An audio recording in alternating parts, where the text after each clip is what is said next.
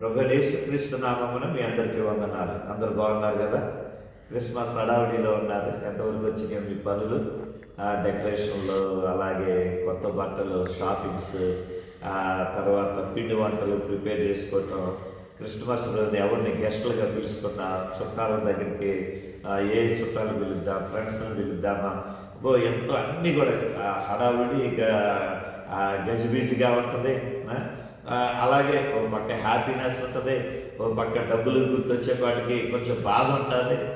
ఎక్కడి నుండి దేవాలయ ఖర్చు అంతా ఎలాగని, ఇలా రకరకాలైన పరిస్థితులు. కానీ ఇలాంటి పరిస్థితుల్లో మనం దేవుని యొక్క సన్నిధానంలో దేవుని మీద ఆధారపడినప్పుడు పరిస్థితులు ఎలా ఉన్నా ఆయన మన పరిస్థితుల్లో ఇమ్మానుయేలు దేవుడిగా మనతో ఉంటాడు. ఆయన మనతో నడిచే దేవుడై ఉన్నాడు. ఆమేన్. అటు దేవుని స్తుతిద్దాం. పరిశుద్ధుడా, దయగలిగిన మా తండ్రి, కృపగలిగిన మా తండ్రి, అద్వితీయుడైన గొప్ప దేవుడా, నీకు వందనాలు. నీ ఉన్నత నామమును బట్టి నిన్ను స్తుతిస్తూ మా కొరకై పరలోకమును విడిచి నరుడుగా నాయన ఈ లోకానికి వచ్చి నశిస్తూ ఉన్న మమ్ములను నీ విలువైన ప్రాణం నర్పించి నీ రక్తముతో మా పాపములను కడిగి అయ్యా మాకు రక్షణను గురించిన తండ్రి నీకు స్తోత్రాలు చెల్లిస్తూ ఉన్నా.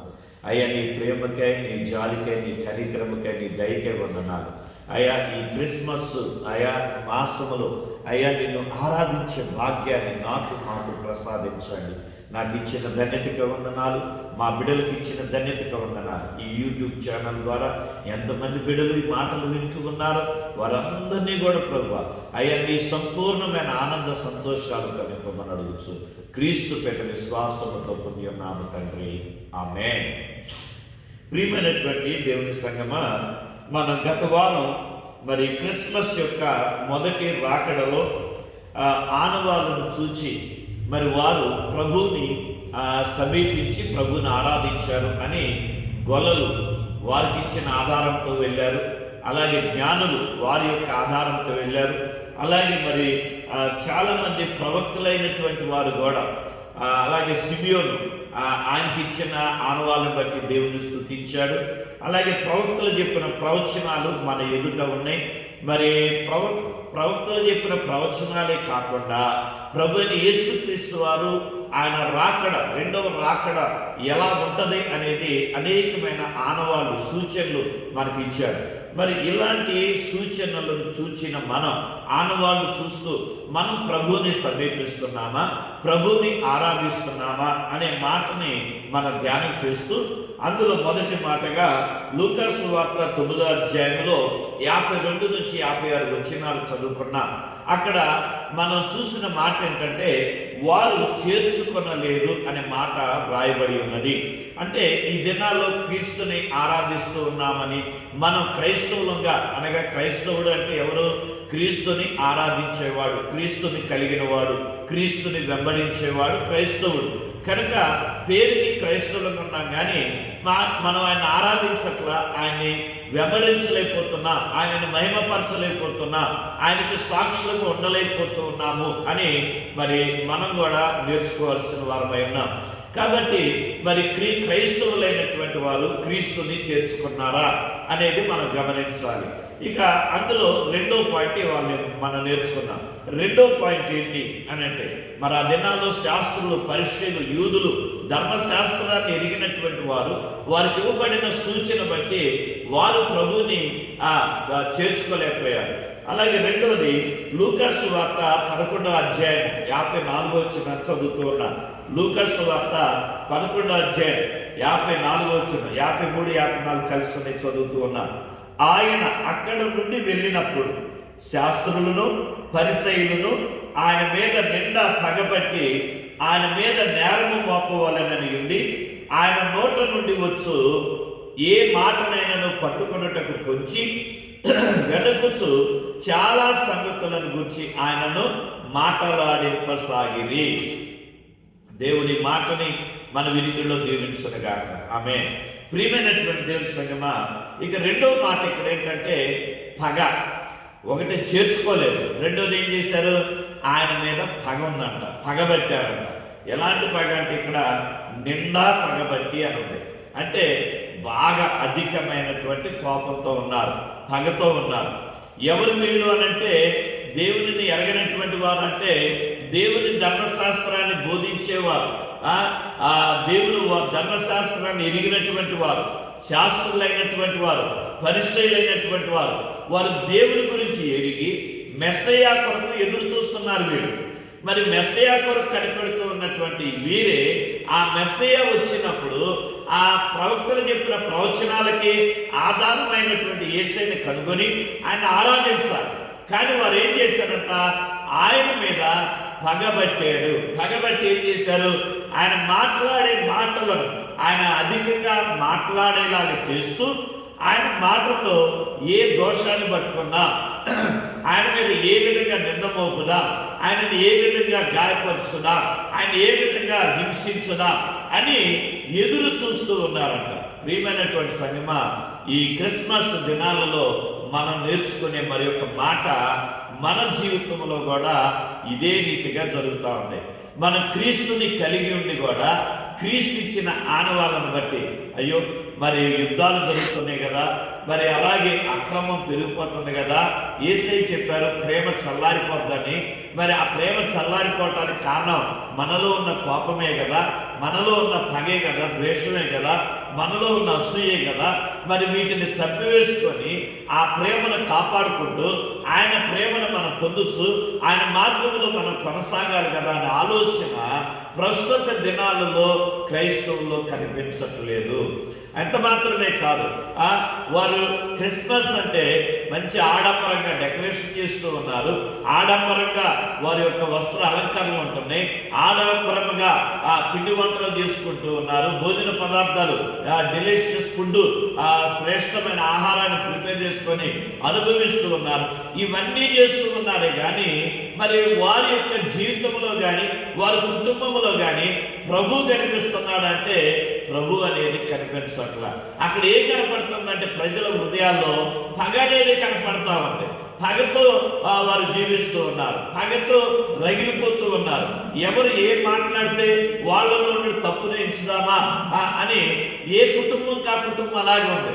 భర్త మాట్లాడేటప్పుడు ఎక్కడ దొరుకుతాడా అని ఆ భర్తలో తప్పును చూపించడానికి, భార్య ఎక్కడ మాట్లాడితే తప్పు దొరికిద్దని భార్యలో తప్పు చూడటానికి, అలాగే తల్లిదండ్రులను తప్పు పట్టడానికి పిల్లల్లో తప్పు పట్టడానికి తల్లిదండ్రులు, అన్నదమ్ముల్లో తప్పు పట్టడానికి, అలాగే సంఘ కాపర్ని ఎక్కడ తప్పు పడదామా అని, ఆయన మీద ఎక్కడ నిందారోపణ చేద్దామని, ఇలా ఎక్కడ చూస్తున్నా కూడా. అలాగే మన యూట్యూబ్ ఛానల్లో చూస్తే సేవకులు ఏం చేస్తున్నారు, ఒకరి మీద ఒకరు వారు తప్పులు మోపుకుంటూ, ఇదిగో నువ్వు ఇలా మాట్లాడావు తప్పు, నువ్వు ఇలా చేసావు కదా తప్పు అని వారు పబ్లిసిటీగా వారు మాట్లాడుకుంటూ ప్రభుకి అవమానం కలగజేస్తూ ఒకరి మీద ఒకరు ద్వేషాన్ని విరజింపుకుంటూ పగన పెంచుకుంటూ ప్రతీకారంతో మాట్లాడుతూ ఉన్నారే తప్ప యేసయ్యను గురించి ప్రకటించేవారు తక్కువ, యేసయ్య చూపిన ప్రేమను చూపించేవారు తక్కువ, అలాగే యేసు కొరకు సాక్షులుగా జీవించేవారు తక్కువ. ఎవరైనా వీరు క్రీస్తుని ఎరిగినటువంటి వారు, క్రైస్తవులుగా పిలువబడుతున్న వారు, సేవకులుగా పిలువబడుతున్నటువంటి వారు అనేక మందిని మనం గమనిస్తూ ఉన్నాం. యూనిటీ లేకుండా జీవిస్తూ ఉన్నాం. దేవుని సంగమా, ఇక్కడ మనం అదే చూస్తూ ఉన్నాం. వారు ఏం చేశారంట, వారు నిండా పగబట్టారంట.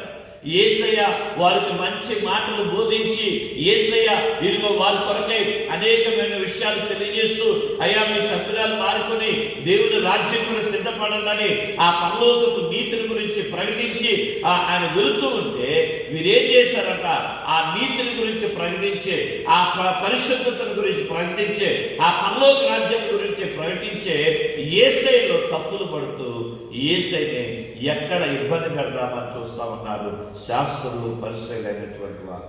ప్రియమైనటువంటి వారు, ఈ దినాల్లో చాలామంది సేవకులు కూడా సంఘాలు కొంతమంది యథార్థంగా పరిచయం చేసే సేవకులు ఉన్నారు, నమ్మకంగా పరిచయం చేసే సేవకులు ఉన్నారు.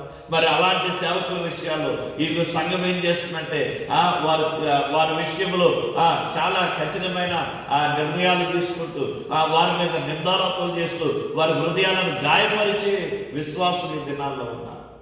ఎంత ప్రేమించినా ఆ ప్రేమను అర్థం చేసుకునకుండా ఆ సేవకుని విమర్శించే విశ్వాసులు ఈ దినాల్లో కనిపిస్తూ ఉన్నారు. సంగమా, మనం ఎలా ఉన్నాం? దేవుని ఎరిగినటువంటి వారు, మన క్రీస్తుని వెంబడించేవారు, మన క్రీస్తుని కలిగినటువంటి వారు, మన ఎదుట ఆనవాళ్ళు ఉంది. మరి ఆనవాళ్ళు బట్టి సిద్ధపడవలసిన నీవు ఎందుకు నీకు ఇంకా ఈ పగ, ఎందుకు నీకు ఇంకా ఈ ద్వేషం, ఎందుకు నీకు ఇంకా అసూయ, ఎందుకు నీకు ఇంకా ఈ నీలో ఈ పాపకు ఆలోచన, పాప క్రియలు పెట్టుకుని ఉంటావు? దీని ద్వారా నువ్వు ఏం సాధించగలుగుతావు? దీని ద్వారా నువ్వు ఏం సంపాదించగలుగుతావు? దీని ద్వారా నీకు ఎలాంటి లాభం కలుగుతుంది? ఈ పరిస్థితులు బట్టి ఈ శరీర క్రియలు నీలో ఉన్నంత కాలం నిన్ను నష్టపరిచేయే కదా, నీ జీవితాన్ని పాడు చేసేయే కదా, నిన్ను నిత్య జీవానికి దూరం చేసేవే కదా. మరి దేవుడిని చేర్చుకోనకుండా నువ్వు ఎంతకాలం ఈ యొక్క పగ ప్రతీకారాలతో ఈ యొక్క పాపపు క్రియలను చేర్చుకొని నీ హృదయంలో వాటిని పెంచుకొని వాటి ద్వారా పగతో నువ్వు రగిలిపోతూ జీవిస్తావు. లేకపోతే వాటన్నిటిని విడిచిపెట్టి క్రీస్తుని చేర్చుకొని ఆ క్రీస్తు యొక్క ప్రేమని ఇతరులకి ప్రకటిస్తూ ఆ క్షమాపణ, మంచితనాన్ని, అలాగే కనికరమును, సహాయం చేసే గుణాన్ని ఇవన్నీ కలిగి నిజమైన క్రిస్మస్ ఆనందాన్ని, అనుభూతిని నువ్వు కలిగి ఉంటావా? ఒక్కసారి పరిశీలన చేస్తూ నా మట్టుకు నేను ప్రభువుని స్తుతిస్తూ తలలో ఉంచండి, ప్రార్థించేద్దాం. పరిశుద్ధుడు అయిన తండ్రి, ఈ అంత్య దినాలలో మా ఎదుట ఎన్నో ఆనవాళ్ళు మేము చూస్తూ ఉన్నాం.